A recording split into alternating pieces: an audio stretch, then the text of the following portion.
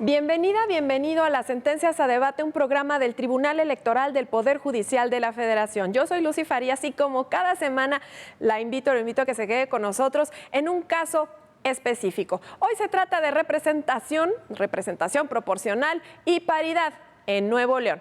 Permítame comentarle que es a través de diversos juicios ciudadanos que la Sala Superior conoció de este asunto. Se trata de impugnaciones en contra de sentencias del Tribunal Electoral de Nuevo León que precisamente asignó las diputaciones en esa localidad.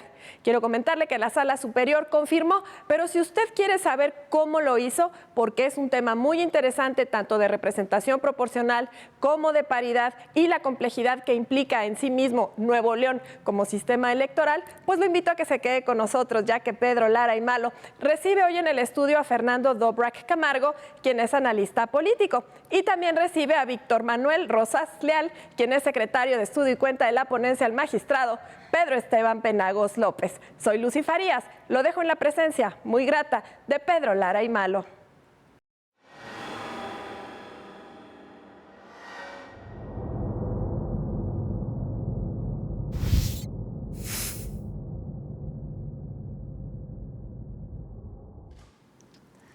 Como siempre, les damos la más cordial bienvenida a su programa Las Sentencias a Debate del Tribunal Electoral del Poder Judicial de la Federación.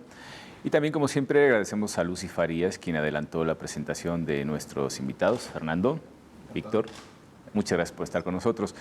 En esta ocasión trataremos nuestra charla en relación al juicio para la protección de los derechos político-electorales 1236 de este año y acumulados, mediante los cuales se impugnó la elección de diputados por el principio de representación proporcional en el estado de Nuevo León.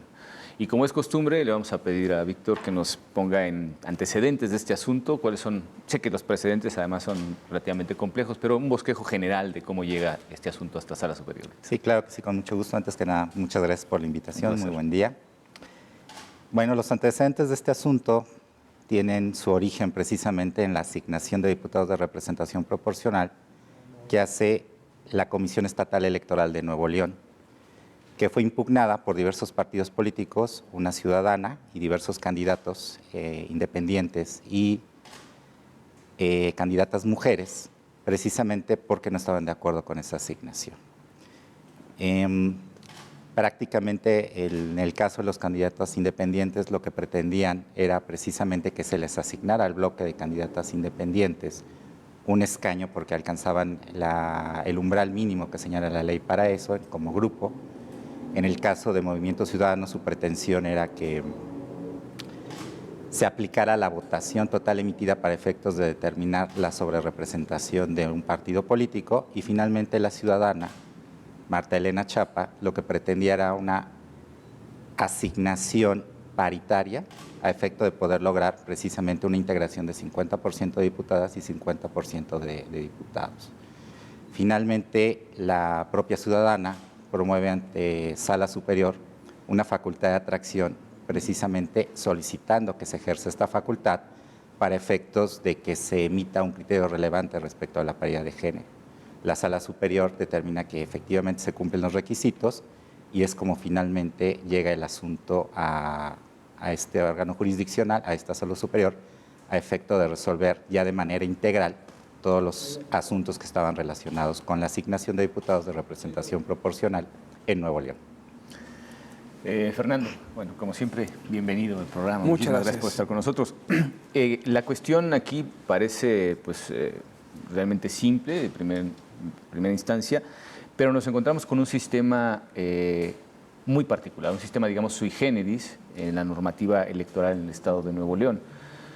En un principio, bueno, se habló también en la sesión pública de 28 entidades federativas que tienen un sistema completamente diferente, digamos el modelo generalizado en el sistema federal, y este es precisamente distinto a los demás. ¿Cuál es tu opinión respecto de cómo integraron estas listas? Porque en realidad es solo una lista. Así es. Quienes no obtienen el triunfo directamente a través de mayoría relativa se colocan, digamos, en la fila de representación proporcional. Bueno, en primer lugar, habría que tocar el tema de la importancia de un sistema mixto.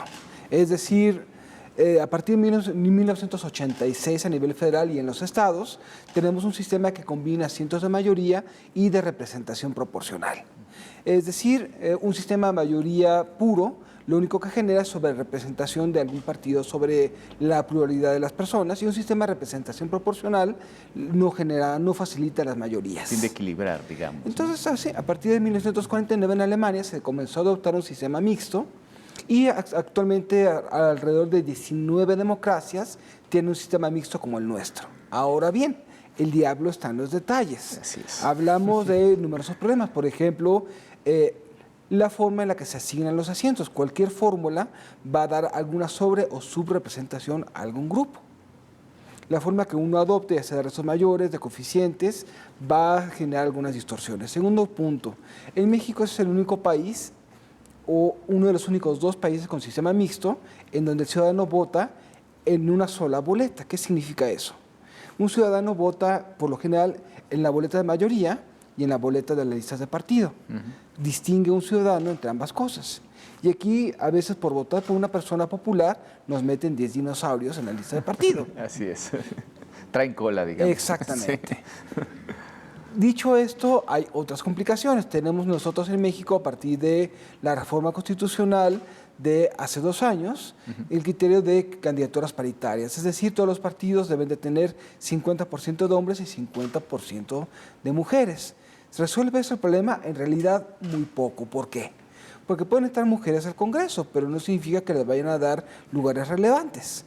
Suelen darles algunos temas en comisiones o algunos asientos en donde las estereotipan.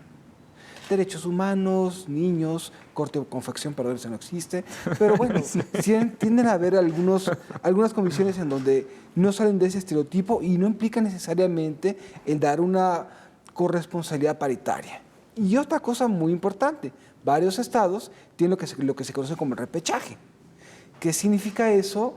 Bueno, pues a los mejores segundos lugares sí, en competencias de distrito les dan un espacio en las listas y van alternándose una representación, un repechaje, una representación y un repechaje. ¿De qué sirve? Es la falsa creencia de que los diputados deben de tener alguna especie de fogueo en sus distritos para estar ahí.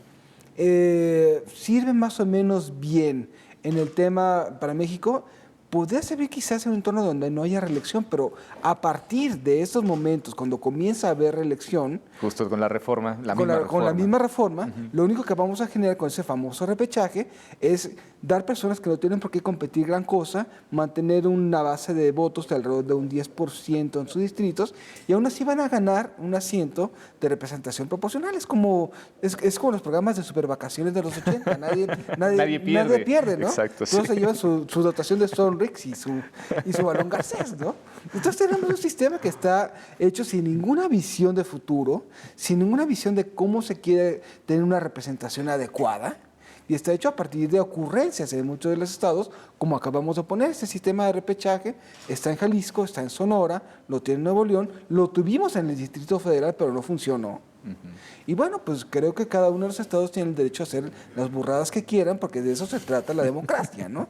No, y además avalado por la Corte, porque aquí tenemos que tener en cuenta que particularmente en el caso de la normativa electoral de Nuevo León, pues por vía de la acción de inconstitucionalidad, se resolvió que era constitucional la forma en la que afrontaban, digamos, la necesidad, la exigencia constitucional de la representación proporcional. Así es. Yo digo que la representación proporcional, al final de cuentas, por lo menos en su planteamiento teórico, podemos decirlo así, teórico constitucional, obedece a una utilidad absolutamente indispensable de la democracia. Totalmente. ¿no? Que se equilibra precisamente que las fuerzas políticas más pequeñas tengan también una voz, digamos, en los congresos. Y aquí hay muchos problemas, muchos detalles. Por ejemplo, México tiene 300 asientos de mayoría relativa que se asignan de un número fijo en la Constitución. En la mayor parte de las democracias, el criterio para establecer distritos es poblacional. Es decir, se tiene un número de población que corresponde a un distrito y una fracción mayor. A la mitad más uno de esa población le corresponde otro. Aquí lo único que estamos haciendo es generar distritos cada vez más grandes, conforme va creciendo la población, y cada vez más inmanejables para que un legislador los pueda atender. Para que haya verdadera representación. Exactamente. ¿no? Sí. Y otra cosa, tenemos un número de asientos de representación proporcional fijos. Por lo general, en todos los países con sistema mixto, los asientos se asignan como compensación. para ayudar a generar una presencia. Para los partidos políticos es esa compensación realmente. Así es. Y tenemos aquí una serie de malos entendidos en ese sentido sobre el sistema que lamentablemente va a tener que pasar algún tiempo antes de que comencemos a pensar las cosas, ¿no? Y el falso debate, ¿quién elige los pluris? Pues cada uno de nosotros al momento de no fijarnos en esa lista, ¿no? Exacto, de manera indirecta si lo hacemos. Un poco, Víctor, para que nuestro auditorio conozca, digamos, el procedimiento que se llevó a cabo una vez realizada la votación. Es decir, a partir de que se comienza el recuento de esa votación, ¿cuál es un proceso, digamos, bastante largo, de varias etapas, pero para que nuestro público conozca más o menos de manera clara cómo se hace en el Estado de Nuevo León esa asignación? Bueno, básicamente una vez que ya se tiene la votación que se va a utilizar para efectos de la asignación, son básicamente 3 fases. En la primera se le asigna un diputado a cada partido político que obtiene el 3% de la votación válida emitida. Ya una vez, digamos, separados los de mayoría, ¿no? Los que sí ganaron. Los que sí ganaron ya están, ya tienen su espacio, su escaño, y finalmente vamos a empezar a repartir lo que serían los diputados de representación proporcional, que en el caso de Nuevo León son 16. Entonces, la primera asignación es al partido que alcance al menos el 3% de la votación válida emitida, un escaño. A los partidos que alcancen entre el 3 y el 6% se les asigna otro escaño. Y finalmente, si faltan diputados por repartir de representación proporcional, se utiliza lo que se conoce una fórmula de cociente electoral, que consiste en determinar, por decirlo de manera coloquial, cuánto cuesta un escaño en el Congreso, cuántos votos le corresponde, exactamente, cuántos votos le cuesta a cada partido obtener no, un escaño. No hagamos cuentas de cuánto cuesta, porque eso sí. Bueno, en votos. Puede ser escandaloso. En votos. Entonces, finalmente, cada partido obtiene tantas diputaciones como su cociente electoral. Si aún faltaran escaños por asignar, se aplica lo que sería el resto mayor. Entonces, las votaciones restantes de los partidos se van ordenando de manera decreciente y se les van asignando a aquellos precisamente que tengan esos restos mayores. Entendido que todo va sobre la misma lista, que en este caso fue la que se presentó a la votación de mayoría, ¿no? Aquí la cuestión, y precisamente es donde estuvo el debate en la sesión, es si se conforman o no se conforman listas de representación proporcional. Finalmente, ya una vez que se tiene el número de diputaciones que le corresponden a cada partido, entonces se ordenan de manera decreciente aquellos candidatos que, no habiendo ganado la mayoría relativa, sí obtuvieron los mejores porcentajes de votación, que también es muy relativo, claro, los mejores porcentajes de votación en sus distritos electorales. Y entonces lo que hizo el instituto, la Comisión Estatal Electoral, y que confirmó el Tribunal Local y que finalmente se confirmó en salas superiores, de manera decreciente, tomando en cuenta los porcentajes de votación por partido político y por candidato. Claro. Y bueno, además, después sobre eso se hacen algunos ajustes que son fundamentales para… Primero hay una barrera legal, ¿no?, dentro de la normativa local que establece, digamos, el tope máximo que deben tener cada uno de los partidos políticos por ambos principios. Y posteriormente, además, se aplica los límites constitucionales de sobrerepresentación y subrepresentación. Sí, hay restricciones legales, que precisamente en el caso de Nuevo León es el límite máximo de diputados que puede tener un partido por ambos principios, son 26, que corresponden precisamente, ¿no?, al número de distritos electorales. También establece un límite máximo de hasta 14 diputados por el principio de representación proporcional. Y ya en cuanto a los límites de sobrerepresentación, son los que establece la fracción 2 del artículo 116 constitucional, en el sentido que ningún partido político podrá tener más diputados que aquellos que representen su votación emitida más 8 puntos porcentuales, ni podrán estar subrepresentados con 8 puntos con por 8 debajo. Puntos por debajo. Claro, claro. Bueno, aquí la cuestión fundamental es pensar si realmente con eso se equilibra realmente una representación en el sentido de las proporciones que significan las diferentes fuerzas políticas y los diferentes sectores de la sociedad, por ende. ¿Qué otras de las cuestiones que se plantearon aquí en las diversas demandas, porque además estamos hablando de varias que al final se acumularon al primer juicio para la protección de los derechos político-electorales? Y en términos generales, ¿cuáles fueron precisamente las demandas que tenían que ver con esas primeras etapas, ¿no? Entiendo que hubo quien impugnó precisamente ese 3%, que tiene origen constitucional, etcétera. ¿Qué es lo que argumentaron tanto los partidos como finalmente los ciudadanos que vinieron a la Sala Superior? Pues, si quieres, siguiendo un orden temático, para establecer primero quiénes tendrían derecho a participar en la asignación, Encuentro Social impugnó precisamente el umbral mínimo del 3%, porque lo que sostenía el partido político era en el sentido de que no se debería de tomar la votación válida emitida para efectos de establecer qué partidos tienen derecho a participar en la asignación. De acuerdo con el partido, tendría que tomarse en cuenta la votación también de aquellos partidos políticos que no obtuvieron el 3% de la votación total emitida. Y con eso sí alcanzaría el mínimo para poder participar en la asignación. Aquí me gustaría hacer una pausa porque es importante que el auditorio conozca también la manera en la que se hace precisamente, digamos, ese traslado de la votación que va restando de cada una de las etapas, ¿no? Que es una de las cuestiones que se decía, desnaturalizaría en todo caso, si no se hiciera así, la forma en la que se hace el cómputo de la relación entre votos y escaños, ¿no?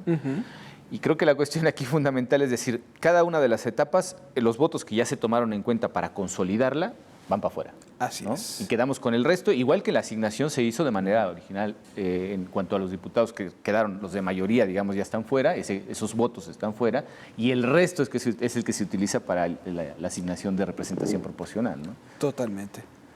Y bueno, pues si tenemos demasiados criterios para asignar esos asientos y metemos cuotas de género y todo lo demás, lo único que tenemos es una lucha política por ver quién queda fuera y ver quién queda adentro, de acuerdo a cada una de las interpretaciones de la norma, que todas van a ser parciales, en vez de generar certidumbre sobre quién gana y quién pierde.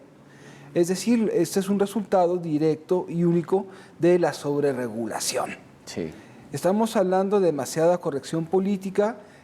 Nos hemos olvidado de que algunos temas, como por ejemplo la representación de género, en otros países es una medida provisional para ayudar a la construcción de liderazgos, de liderazgos femeninos. Es una medida provisional para llevar una mayor tolerancia en cuanto al género, llevar una mejor participación, y en cuanto ese problema se resuelve, esas cuotas desaparecen. Y nosotros pusimos esto como un precepto constitucional. Es decir, estamos hablando de que aún en el escenario de que comienza a haber un cambio cultural, esto va a quedar plasmado en una ley que va a tomar el trabajo de un constituyente permanente a revocarla, aun cuando sea inútil. Entonces tenemos una serie de candados y una serie de criterios que lo único que están facilitando es la lucha política, y que el tribunal se convierta en realidad no en un garante de la constitucionalidad, sino en un referee. Efectivamente, sí, tienes toda la razón. Sobre ese tema me gustaría volver en algún momento. Si nos permiten, vamos a ir a una breve pausa y volvemos en un momento. Muchas gracias.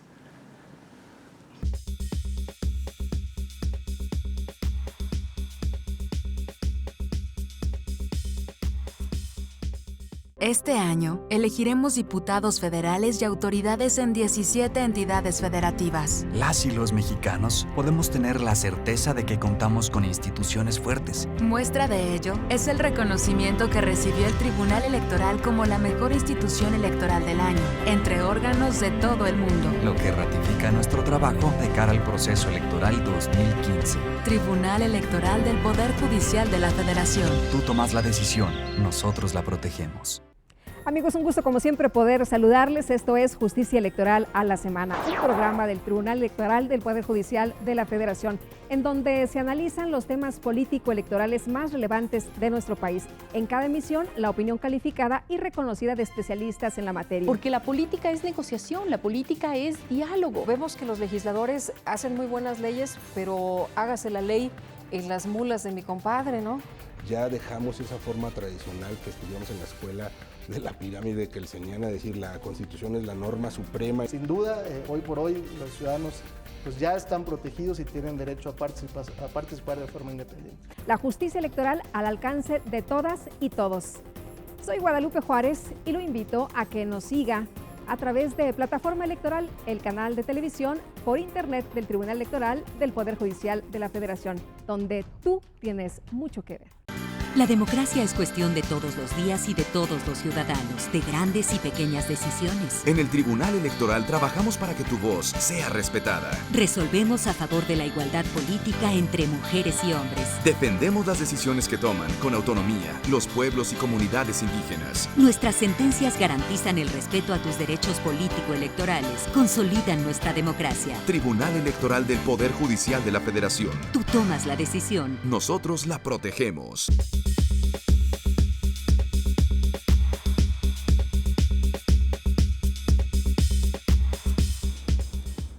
Pues nuevamente con ustedes en nuestro segundo segmento de Sentencias a Debate. Y me gustaría sobre todo que continuáramos con la expresión de los agravios de manera lo más sintético posible. Desafortunadamente el tiempo vuela. Y bueno, una vez ya considerado, por ejemplo, esa asignación en base al 3, al 6%, etcétera, etcétera, 3% que se impugnó, se declaró al final de cuentas como pues ineficiente el agravio tal como lo expusieron los dos partidos políticos, si no me equivoco. ¿Y qué es lo que seguía? O sea, creo que tratan de impugnar absolutamente todas las etapas al final de cuentas. Sí, al final de cuentas, los dos temas ya más relevantes que se vieron en la sentencia tendría que ver precisamente con la sobrerepresentación. También qué tipo de votación debe de tomarse en cuenta para efectos de establecer cuál sería el límite de diputados que por ambos principios podría tener un partido político para efectos de estar sobrerepresentado. Finalmente, en la sentencia lo que se dijo es que tenía que ser la votación válida emitida porque la sobre- y la subrepresentación son elementos que están vinculados con la representación proporcional. Claro. Entonces, considerar votos que realmente no participan o no son tomados en cuenta precisamente para esa asignación rompería precisamente con la proporcionalidad y con los principios de pluralidad política. Y partimos del concepto de votación válida emitida, además, ¿no? Exactamente. La votación válida emitida es aquella única y exclusivamente que se utiliza para efectos de la representación proporcional. No tomamos en cuenta los partidos que no participaron, ni la votación de candidatos independientes, ni los nulos, evidentemente, ni la de candidatos no registrados. Y finalmente estuvo el tema de género.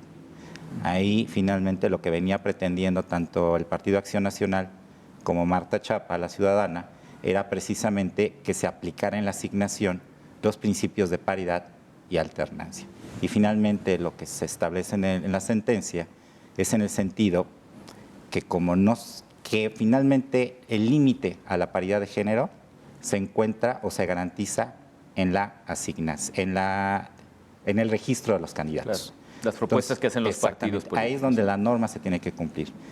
Todo lo que se hace para efectos de una integración paritaria o lo más paritaria posible, eso ya es una acción afirmativa y como tal tiene sus límites y los límites están precisamente en la normatividad que integra el sistema electoral de cada entidad federativa. El precepto constitucional que al final de cuentas regula esa paridad se refiere exclusivamente a las postulaciones. Así es. ¿Cómo hacemos? Y mucho se ha discutido, además creo que es un tema largamente debatido tanto en la academia como en el ámbito jurisdiccional. ¿Cómo hacemos para que efectivamente esa paridad que se declara constitucionalmente sea efectiva? Pues es pensamiento mágico, ¿no? En realidad, ¿qué es lo que estás haciendo? Si tú pones en distritos de mayoría a una representación paritaria de hombres y mujeres, lo único que estás haciendo es poner cuadros competitivos en distritos que son competidos. De hecho, hay una norma, ¿no?, que regula precisamente eso y decir, no puedes postular en los distritos donde pues, eres perdedor como partido, ¿no? ¿Y eso qué significa? No podemos predecir dónde va a ser perdedor. Hay distritos que son bastiones, pero se pueden perder en algún momento. Claro, ni el voto duro dura toda la vida. Exactamente. Y otro tema, no se aplica la cuota de género cuando son distritos en donde ha habido elecciones primarias. Así es. Es decir, pues vamos nosotros encaminándonos hacia un proceso que va a llevar a la descentralización de partidos. Cuando comienza a haber un diputado que sepa que su destino depende de su trabajo, eso va a llevar tarde o temprano a descentralización de partidos. Y otra cosa muy importante, las listas, poner hombres y mujeres alternadamente tampoco dice mucho. Sí, no garantiza realmente el resultado. Claro. Y más cuando hay partidos que tienen reglas muy complejas internas para definir listas, como por ejemplo el PAN. El PAN tiene para el CEN 2 asientos más o menos seguros, se va alternando y cada uno de los estados va definiendo, de acuerdo a reglas muy estrictas, sus listas, cómo metes una representación de género en eso. Y otra cosa, digo, en las elecciones de 2012 hubo problemas en el tribunal por candidaturas de género a mitad de las campañas. Es decir, estamos hablando de un sistema que lo único que está haciendo no es precisamente que los partidos tengan bases, sino tratar de cuidar la corrección política al momento de asignar cosas. Claro. No, y al final de cuentas también nos encontramos con que en muchos sentidos los pronunciamientos de los órganos jurisdiccionales, incluido este tribunal, rompen con el modelo que originalmente habían concebido los partidos políticos. Yo entiendo que los partidos políticos tienen siempre su margen de actuación y, digamos, el límite está en que presenten igualdad de mujeres y hombres en sus candidaturas, esas listas que se conformen preferentemente o por lo menos 60-40 en caso de que sean números impares, etcétera. Acercarnos a la paridad es quizá el reto realmente más amplio que tiene no solamente el legislador, sino nosotros con la legislación que nos da. Y creo que este es un ejemplo muy claro, ¿no? La legislación en este caso está limitando la posibilidad de atacar de forma directa el problema de la asignación paritaria en el caso de los diputados de representación proporcional en Nuevo León, ¿no? Sí, es que aquí en el caso finalmente, como no hay una lista predefinida de candidatos de diputados de representación proporcional, sino que se van otorgando precisamente a aquellos candidatos que no habiendo obtenido el triunfo obtuvieron mayores porcentajes de votación. En la de mayoría relativa. En la de mayoría relativa, finalmente permite que la paridad de género no se cumpla a cabalidad ya en la integración, pero finalmente sí se cumplió en el registro, porque como lo estabas comentando hace rato, incluso el Instituto Electoral de Nuevo León estableció un acuerdo en el que dijo, a ver, partidos políticos, de los 13 distritos electorales que de acuerdo con la elección del 2012 obtuviste mayores porcentajes de votación, en al menos de esos 13, en 6, desígname candidatas. Entonces sí se buscó y sí, como se desarrolla en la sentencia, sí hubo actos y acciones por parte de las autoridades electorales locales que permitieron garantizar en la mayor medida, porque finalmente la paridad de género es un principio que se cumple en la mayor medida posible, permitieron precisamente que se garantizara durante el registro. Ya la cuestión al momento de hacer la asignación sí cambia precisamente porque las reglas del sistema electoral de Nuevo León no permiten realizar precisamente esos ajustes como se permitió en otras entidades federativas anteriormente. Claro, es principio, pero también es regla en cierto sentido porque genera, digamos, toda una cascada de normatividad que tiende a ser más eficiente precisamente ese principio de paridad. Aquí la cuestión fundamental, creo yo, es saber si la gente vota por candidatos o vota por partidos. Si pensáramos que vota por partidos, podríamos perfectamente sacar, digamos, del contexto esa lista de los que se quedaron en la fila, digamos, para poder acceder a una diputación, no habiendo alcanzado incluso la votación en mayoría relativa, pero habiendo obtenido el mejor puesto dentro de su propio distrito electoral. Y en el ambiente de Nuevo León, donde realmente están hartos de los partidos, en donde se votó abrumadoramente por un candidato independiente para la gubernatura, en donde realmente más candidatos independientes se presentaron, pues el decir que aquí el voto de los partidos debe ser por encima de las personas es como una especie de insulto para ellos. Ahora, ¿qué significa realmente un candidato con arraigo? Pues al final de cuentas son personas o designadas por un partido, que ahí otra vez volvemos al tema de el partido si es más fuerte, o candidatos independientes que en realidad no tienen un instituto político, no son acreditados para todos los conteos de asientos, y que en realidad pues, son personas más locales en realidad. No tienen una representatividad estatal, a menos que compitan para un cargo estatal, bronco. No, yo creo que además la tendencia en general en nuestro país, y eso lo digo de manera absolutamente personal, es mi opinión, creo que tiende más a ser caudillista. Votas más por un candidato que por un partido. En esas simpatías que despliega al final de cuentas el carisma político de algunos personajes, creo que son ellos más capaces que el propio partido y que ese compromiso partidista que puedan sentir algunos sectores de la sociedad, si la persona que tienen delante tiene ese carisma, o incluso lo contrario, ¿no? Si carece totalmente de carisma, puede que haga perder al partido, ¿no? Hay muchos factores que llevan a un mayor peso o no de un partido frente al candidato. Por ejemplo, Estados Unidos son 2 años de mandato de representantes de la Cámara Baja, 6 de senadores, 4 de presidente, pero el sistema está orientado para que continuamente las personas estén en contacto con la ciudadanía. La persona pesa más que el partido. O en el Reino Unido tenemos elecciones en un periodo no menor a 3 años, sino mayor a 5. Las estructuras partidistas son monolíticas, ¿por qué? Porque el sistema parlamentario requiere partidos sólidos, pero aún así se hará en el debate político británico de que se está presidencializando las elecciones. ¿Por qué? Pasó con el laborismo, sobre todo, ¿no? Porque la persona que se sabe muy bien que va a ser primer ministro si gana su partido la mayoría, tiene más peso. Pero obviamente hablamos de un sistema de incentivos que hacen que sepamos quién va a ser el primer ministro, gane el partido que gane, porque hay una estructura de carreras que hace que la persona que sea el jefe de partido y el jefe de la bancada de gobierno u oposición sea el que se lo lleve todo de ganar su partido. Sí, pero el que preside en todos los sentidos, claro. Y es que aquí también, desde mi punto de vista, la falsa concepción de que un diputado de mayoría relativa tiene mayor legitimación que uno de representación proporcional ha llevado precisamente, yo creo que a confundir precisamente las reglas y los principios que regulan el sistema electoral. Tiene tanta legitimación uno de mayoría relativa como uno de representación proporcional. Yo creo que el problema aquí es más bien cómo hacemos que los partidos tengan listas de representación proporcional más competitivas. Es decir, si tienen tanta importancia, ¿por qué no nos enteramos tanto de la lista? Y otra vez volvemos al tema de la boleta única. Si tuviéramos doble boleta, ¿qué es lo que se permitiría? El partido va a establecer sus listas de una forma más pensada en si el ciudadano la va a aceptar o no. Más claras para el ciudadano. Aquí no importa. Y el ciudadano, con un sistema de doble boleta, ¿qué es lo que haría? Sabe muy bien que hay un candidato en un distrito que puede ser ganador.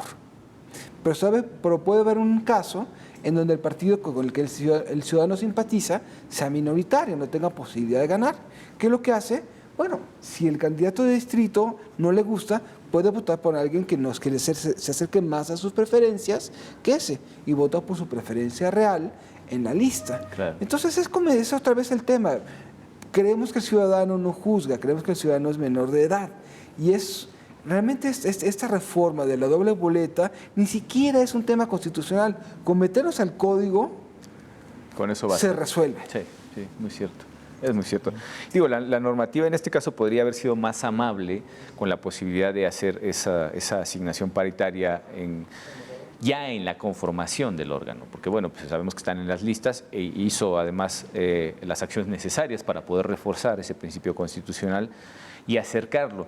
Pero no bastó porque, bueno, pues esa vinculación entre los votos y los candidatos que estaban puestos en la lista esperando su 3, su 6% o el cociente electoral, los vincula directamente con la voluntad ciudadana. Entonces no es tan fácil decir, te voy a remover, voy a traer a una candidata, porque tú eres candidato y equilibramos las cosas. Entiendo que, bueno, pues al final no se consiguió realmente la paridad y estuvo 6-10, que es una cuestión, digamos, desequilibrada desde ese punto de vista. Pero creo que los esfuerzos argumentativos en esta sentencia fueron realmente muy interesantes respecto a eso. Ahora, el problema es ¿cómo podríamos haberle dado realmente la vuelta? Hay un voto particular de la magistrada Lanís que tiene cuestiones muy interesantes y sobre esas, pues, sobre todo me gustaría, ¿cuál es la perspectiva de poder conjugar ambas versiones, digamos, del mismo problema jurídico a resolver para poder encontrar una solución respecto de ese equilibrio en la conformación del órgano legislativo local? Bueno, al final el voto de la magistrada Lanís es muy interesante precisamente porque ella lo que señala es, como no hay un registro previo de candidatos o lista de candidatos de representación proporcional, la lista se conforma precisamente una vez que ya se sabe cuántas diputaciones le corresponden a cada partido. Lo cual es inexacto, ¿no?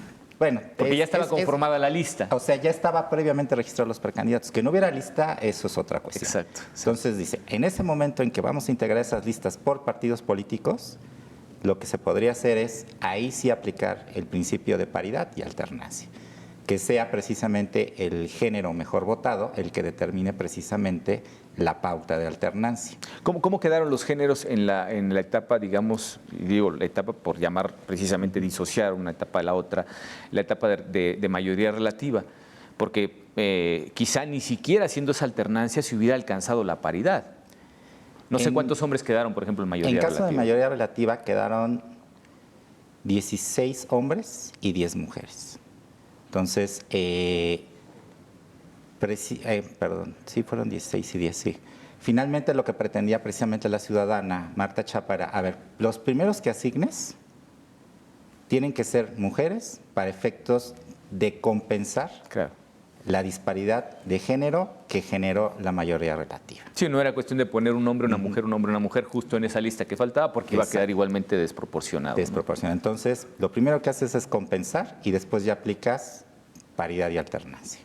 Entonces, lo primero que se dice en la sentencia de las primeras consideraciones en este tema es la representación proporcional no la puedes aplicar precisamente para compensar mayoría relativa, porque son dos principios selectivos diferentes que se conforman con sus propias reglas y que al final los de mayoría relativa tienen esa votación que les otorga ese sustento de legitimación. Entonces ya en lo que sería la representación proporcional vamos a determinar y hacer las interpretaciones a efecto de establecer si se puede o no se puede aplicar una acción afirmativa para garantizar la paridad de género. Claro, no, y en este caso creo que si lo hubiéramos hecho, por poner un caso, ¿no? Listas separadas de hombres y mujeres, no sé, cosas que al final sí obliguen al sistema a contemplar ya en la integración del órgano, es decir, la paridad vista desde un punto de vista efectivo y decir, bueno, pues votas por una mujer, votas por un hombre, votas por una mujer, votas por un hombre, para los cargos que sean. Creo que esa sería la única fórmula posible. Eso es falaz, ¿no? Es decir, vamos a segmentar los ciudadanos, ¿dónde vamos a acabar? ¿No vamos a acabar nos faltan 10 veterinarios para conformar la representación? Digo, empezar por esa vía, lo único que estamos haciendo es, a ese nombre de la corrección política, comenzar a desmantelar la democracia y comenzar a pensar más en corporaciones, ¿no? Más en gremios que en partidos políticos y que en la voluntad del ciudadano, en realidad. Sobre todo la voluntad del ciudadano, porque al final de cuentas todo este sistema, por muy complejo, sencillo que sea, y todo lo que se ha pensado al final para hacer los ajustes, atajar las trampas, etcétera, etcétera, pues es en virtud de proteger la voluntad ciudadana que precisamente se materializa en la emisión del voto. Si nos permiten, vamos a ir a nuestro segundo corte y volvemos en un momento. Muchas gracias.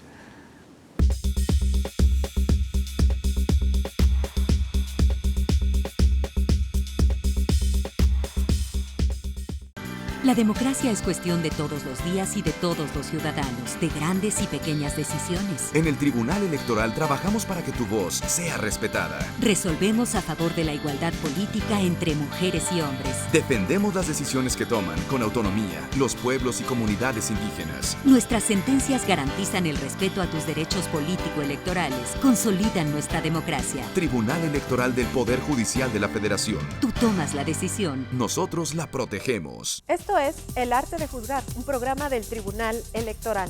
La justicia históricamente ha impactado su fuerza en todas las ramas del conocimiento humano, incluyendo el arte. Yo pienso que en México hay libertad total en la expresión plástica. Los medios de comunicación son necesarios y son indispensables. El resultado al final es la independencia, la libertad, la creatividad. La cultura forma y conforma a un ser humano de manera muy distinta a alguien que jamás ha tenido contacto. La visión de la justicia es el placer de Dios. Porque juzgar es un arte, el arte de juzgar. Solo aquí en Plataforma Electoral, la televisión por internet, donde tú tienes mucho que ver.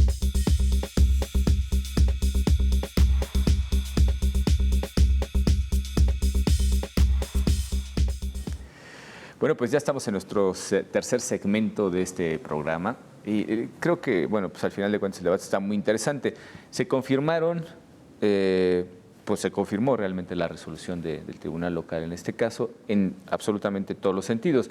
Se deja intacta realmente la asignación de los diputados de representación proporcional y se enfrenta pues la cuestión de que la legislación propiamente hablando del Estado de Nuevo León es diferente al resto, a la gran mayoría, porque hay casos, como ya lo dijo Fernando en un principio, hay casos similares también en el que hay ese repechaje, digamos, de diputados.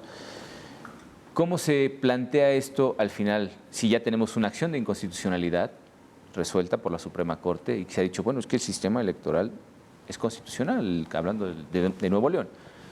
¿Qué podemos hacer nosotros? Se cabe la posibilidad de ir más allá, de tratar, digamos, de reinterpretar esa norma. Ya en este caso estaba declarado absolutamente todo lo que se podía decir acerca del resultado de la elección. Fue simplemente decir, pues no podemos realmente resolver la cuestión de la paridad que nos plantea la Constitución. Como principio estamos tratando de acercarnos al resultado óptimo, que sería 50-50, pero no es solvente, digamos, las condiciones legales, locales, para poder hacer esto. ¿Cómo se podría plantear esto? Realmente, si vinculamos y seguimos considerando como esa especie de choque de principios, pues el principio democrático siempre va a ganar, ¿no? Lo decíamos hace un momento, justo antes del corte, lo más importante en este caso es la voluntad del elector. Y ese principio democrático se ha aplicado también en otros casos. Por ejemplo, cuando se trata de candidaturas que emanan de procesos democráticos internos de los partidos políticos. Claro. Es otra muestra más de cómo la voluntad finalmente de quienes tienen ese derecho de voto, ya sea dentro del partido o en este caso se está hablando de unas elecciones locales, cómo podemos distraer, digamos, esa voluntad popular que señala a una persona como ganadora de acuerdo a los votos que obtuvo, para poder equilibrar las cosas. Estamos en el mismo problema de los procesos internos de selección de los candidatos de los partidos políticos. Ahí yo me permitiría el atrevimiento de matizar un poco. En el caso de los procedimientos internos de partidos políticos para seleccionar candidatos, sí, la Sala Superior del Tribunal Electoral ha sustentado que deben cumplir con la paridad de género. Y finalmente ahí toda elección interna es democrática, siempre y cuando esté prevista en su normativa interna y finalmente cumpla con el principio de paridad que les exige la Constitución para establecer las candidaturas. Incluso hubo en algunos asuntos del Partido Acción Nacional donde se decía, bueno, sí, efectivamente los 3 primeros lugares son para el Comité Ejecutivo Nacional y esos 3 primeros lugares establecen la pauta de género. Los lugares de la segunda sección de la lista efectivamente corresponden a cada entidad federativa, pero el candidato que irá por la entidad federativa será el candidato o la candidatura del género mejor votado. Sin embargo, ya eso ya trasladado a la integración del Congreso, del órgano representativo, finalmente ahí sí ya dependerá del legislador. Por ejemplo, si no mal recuerdo, la legislación de Coahuila ya establece que por lo menos en ayuntamientos sí tiene que ser una integración paritaria del órgano. Sí, tanto vertical como horizontal, que además tanto vertical como horizontal. Pero en el caso de Nuevo León o de otras entidades federativas o incluso a nivel federal, sí tendría que ser el legislador el que estableciera precisamente ese principio de paridad en la integración del órgano. Si no, finalmente tendría que interpretarse las normas a efecto de establecer si permiten o no permiten y sobre todo aplicado al caso concreto. Las circunstancias de cada asignación son diferentes de entidad a entidad y de elección a elección. Entonces, todo eso depende y en el caso de Nuevo León, las circunstancias de la elección y la normativa del sistema electoral no permitieron aplicar esa paridad de género en la integración del órgano, porque finalmente esta sí se garantizó al momento del registro de las candidaturas. Claro, lo que seguramente se preguntará nuestro auditorio es ¿por qué precisamente si hacemos esto con las elecciones internas de los partidos políticos, por qué no trasladamos, digamos, ese mismo criterio, salvando las particularidades de cada caso, al modelo ya de la integración de las propias autoridades? Porque ahí se vuelve una lucha por interpretar una norma que en realidad no tendría por qué ser interpretada, porque lo único que estamos haciendo es premiar al argüendero en vez de permitir en vez de darle la decisión al ciudadano. No hay una sola ley que permita o que prevea todos los escenarios de aplicación. Un tribunal está para interpretar casos sui generis, pero cuando tenemos un nivel tal de sobreregulación en criterios, lo único que estamos haciendo es trasladar la lucha partidista a las instancias jurisdiccionales. Y eso no brinda certidumbre jurídica, eso lo único que es extender la lucha partidista. Y yo creo que lo que estamos haciendo con esto es desvirtuar las funciones de un tribunal electoral.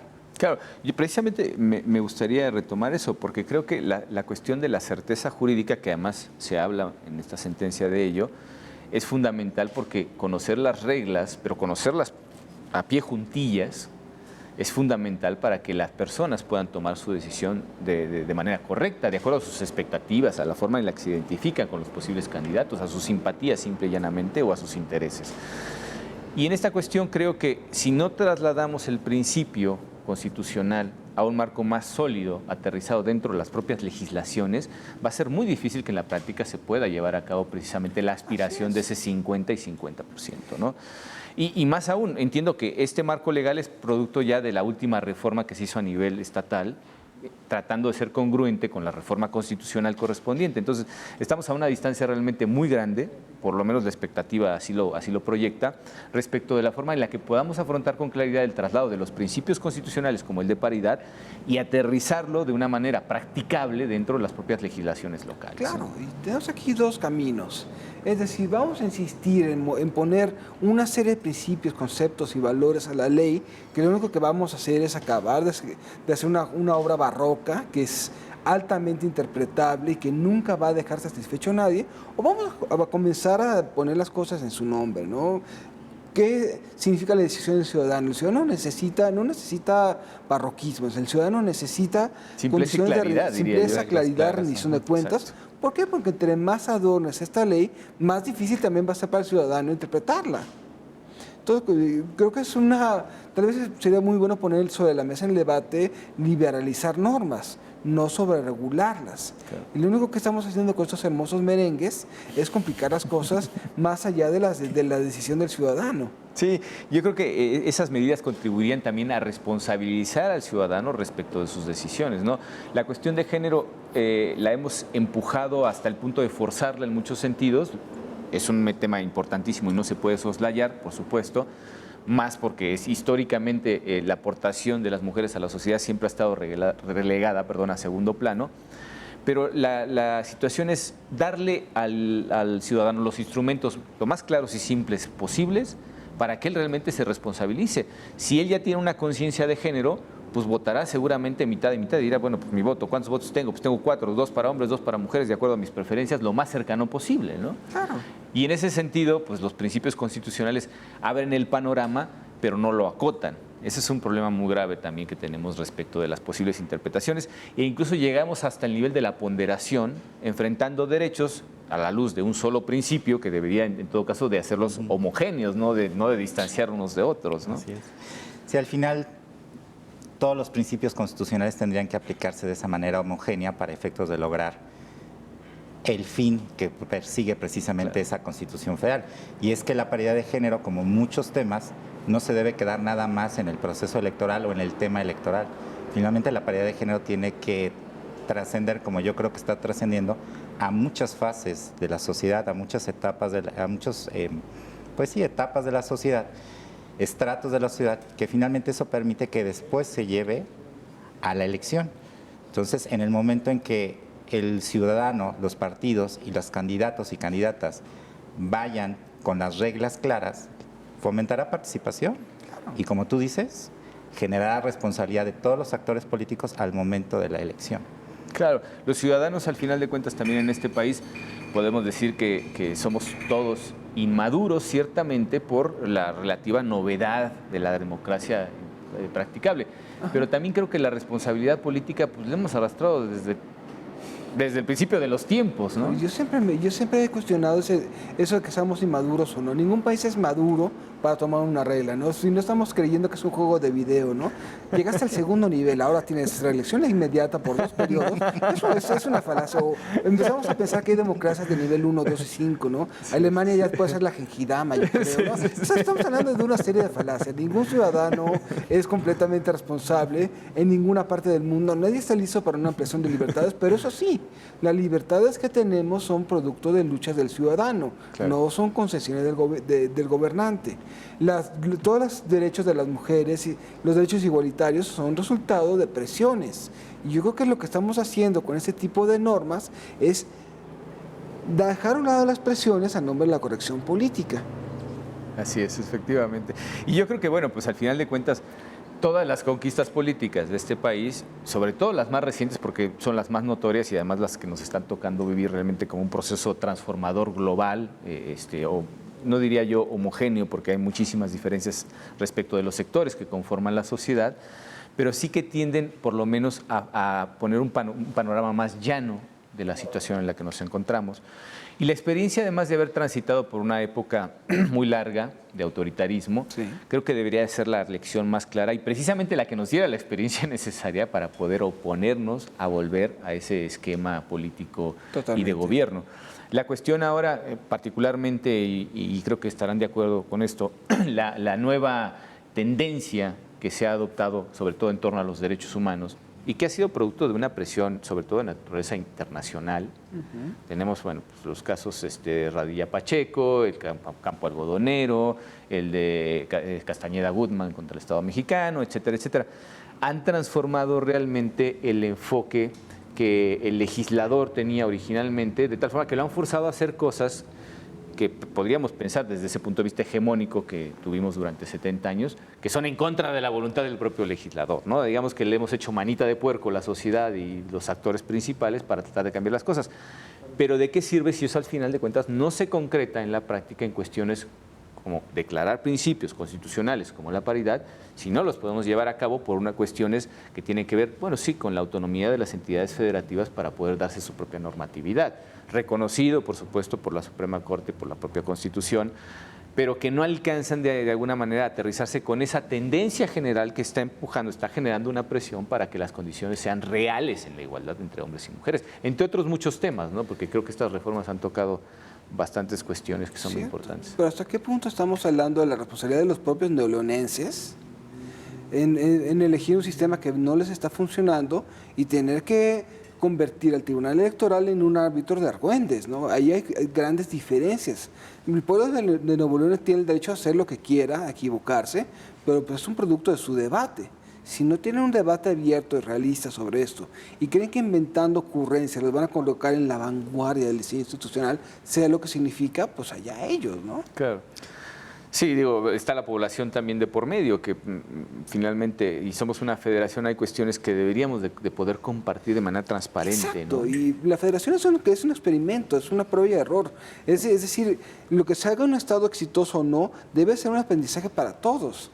Y estamos empezando a negar ese tipo de prueba y error y esas calibraciones a nombre de preceptos que realmente deben de ser generales y deben realmente tomarse como una forma de generar mayores condiciones de igualdad, no de segmentación ni de cuotas, porque ahí es cuando volvemos al autoritarismo. Claro. Finalmente, bueno, pues creo que la sentencia siguió el único derrotero posible, porque aún reconociéndose esas dificultades, pues se trató de hacer por lo menos un esfuerzo de clarificación de cuáles son los límites que tiene el propio sistema electoral de Nuevo León y por supuesto las cosas que podrían mejorarse, porque creo que se dicen además cosas muy interesantes y en el debate además del propio Pleno se habló sobre todo de esta cuestión de género y de la importancia de que el legislador local pues haga las adecuaciones. Siempre ha sido una constante y nosotros como parte del Poder Judicial de la Federación creo que estamos obligados a establecer un diálogo con los otros poderes, ¿no? Tanto con el Ejecutivo, con el Legislativo, y lo hemos hecho de manera creo que bastante armoniosa. Esta reforma constitucional que acabamos precisamente de adoptar dice mucho de la experiencia que ha ganado este tribunal, ¿no? Nosotros hemos contribuido con ciertos criterios, se han hecho cosas que no se habían planteado de manera original en la legislación y que a la hora de resolver conflictos los órganos jurisdiccionales han dictado la pauta sobre la cual el propio legislador ha hecho suya la experiencia y la ha puesto también en la propia legislación, ¿no? Tanto a nivel legal como constitucional. La cuestión fundamental es lo deseable, es finalmente que se separen las listas. ¿Cuál sería, digamos, la propuesta? Y de manera muy breve, porque se nos agota el tiempo, para que en el caso del Estado de Nuevo León pudiera darse de manera efectiva la paridad de género. Pues desde mi punto de vista, ya más que buscar la paridad de género es ya permitir condiciones de competencia en condiciones de igualdad entre hombres y mujeres. Claro, lo que decía Fernando, ¿no? Digamos, liberalizar la cuestión. Yo creo que sí, liberalizar un poco la norma. En el caso de Nuevo León va a ser muy interesante tener un gobernador que es candidato independiente o fue candidato independiente, ver este tipo de propuestas que debe de tener cuando las lleve al legislativo y en qué va a afectar en el caso que nos toca o en el tema que nos toca, la materia electoral. ¿Cómo lo va a proponer? Va a permitir, también otro tema muy interesante, va a permitir que los candidatos independientes también puedan acceder a la representación proporcional. Que es una de las cuestiones que se plantean. Que es una de las cuestiones que se plantean en el proyecto y que incluso ahorita la Suprema Corte también lo tiene en alguna acción de inconstitucional por resolver. Entonces, yo creo que finalmente, ya más que buscar esa integración paritaria, como bien decía el maestro, finalmente ya es ir buscando esas condiciones que permitan una competencia igual entre hombres y mujeres. Fernando. Totalmente de acuerdo. Yo creo que sí es que el ciudadano comience a elegir, que el ciudadano tenga información. Creo que es un tema muy importante. Y otra cosa, tenemos un sistema de comunicación política tan sobreregulado que no permite libre flujo de información. Es el primer valor aquí. Información tanto de quienes están a favor como quienes están en contra. Que se permita el contraste. Y aquí lo único que tenemos son peleas de almohadas. Digo, en una democracia todos los candidatos se dan hasta con todo. Que se van a insultar, se van a denigrar, van a calumniarse, sí, pero pues el ciudadano también sabe que cuando los candidatos llevan o atraviesan un límite, dejan de votar por ellos. Es un problema de los estrategas. Segundo elemento, que haya capacidad de distinguir entre listas de partido y candidatos. Es decir, entre más libre es esto y más neutral a los intereses de un grupo u otro, eso funciona mejor. Claro. Si tenemos una norma que está hecha para interpretarse según los intereses de quién gana o de quién pierde, no estamos jugando el juego de una forma que no es muy conveniente. Sí, que a nadie conviene. Exactamente. Entonces, y bueno, lo de los independientes, tener listas de representación proporcional, ¿qué es eso? Vamos entonces a corporativizar a los independientes, o en caso de que haya un grupo que lleguen independientes, van a formar un grupo parlamentario, entonces que hagan un partido. No, veremos cómo lo resuelve la Corte, porque creo que ese criterio que nos deje la Corte será fundamental para saber cómo enfrentar el problema. Exactamente. ¿No? Entonces, si vamos a corporativizar una figura, lo único que estamos haciendo es dar un apodo, no estamos dando un derecho. Sí, le cambiamos el nombre y se acabó. Pues sí. Bueno, pues no me resta más que agradecerles su presencia y, por supuesto, agradecerles a ustedes que nos han estado acompañando a lo largo de este programa e invitarlos a nuestra próxima emisión de Sentencias a Debate. Hasta pronto. Muchas gracias.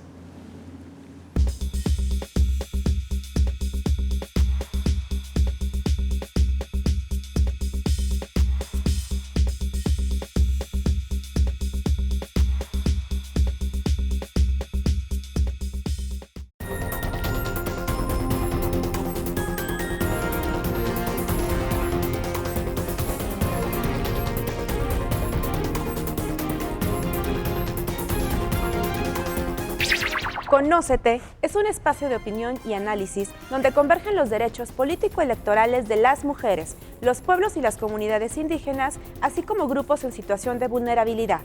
Tenemos que decirlo, en el avance de las mujeres no hay marcha atrás. Hoy nos toca afianzar este espacio de trabajo, convencidas de que la paridad política fortalece cualquier democracia. Conocen los efectos de las sentencias del Tribunal Electoral del Poder Judicial de la Federación y las actividades institucionales desplegadas a favor de estos sectores. Conócete, un programa único abierto a la diversidad y a la pluriculturalidad. Plataforma electoral donde tú tienes mucho que ver.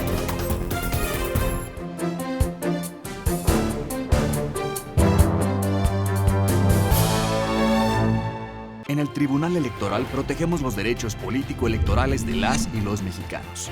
En los últimos 3 años atendimos más de 60,000 asuntos, 8 de cada 10 interpuestos por ciudadanos, y en este año resueltos en apenas 11 días. Trabajamos por la igualdad entre mujeres y hombres y por la autonomía de los pueblos y comunidades indígenas. Somos referencia para tribunales locales y extranjeros. Tribunal Electoral del Poder Judicial de la Federación. Tú tomas la decisión, nosotros la protegemos.